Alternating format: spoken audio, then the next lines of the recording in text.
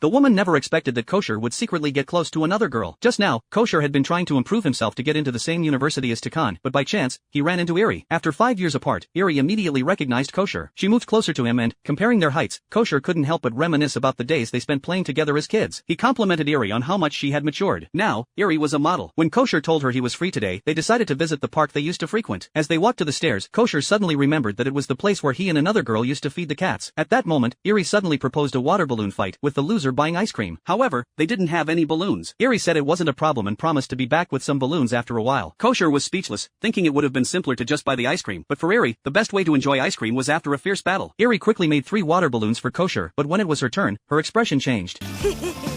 今さら抗議しても遅いぜこうちゃんそうルールでは風船の大きさまで言及していない。つまりどれだけ巨大な玉を作っても違反にならない。すでに勝負は決まっているのだ。いや、あんまり水入れすぎるわ。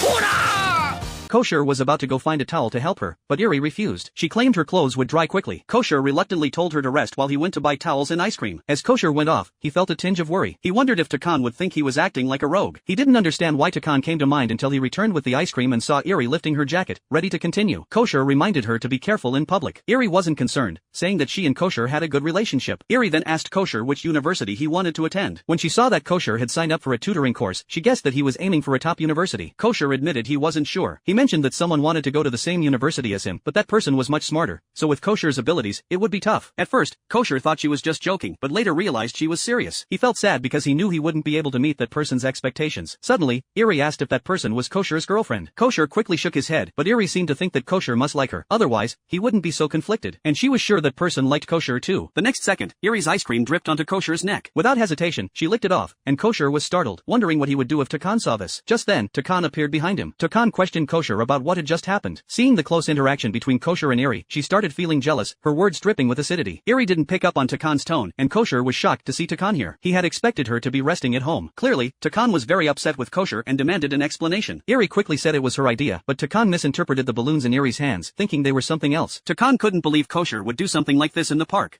今から3人でやらない？ As Eri cheerfully went to prepare more balloons, Takan furiously asked Kosher if he really intended to go along with this. When Kosher didn't respond, she slapped him across the face and demanded to know if he was skipping university just to do things like this. It was only when she heard the word university that Eri suddenly realized Takan was the person Kosher liked. She immediately defended him, saying he didn't want to play, it was all her idea. After seeing the balloons, Takan finally understood that she had misunderstood the situation.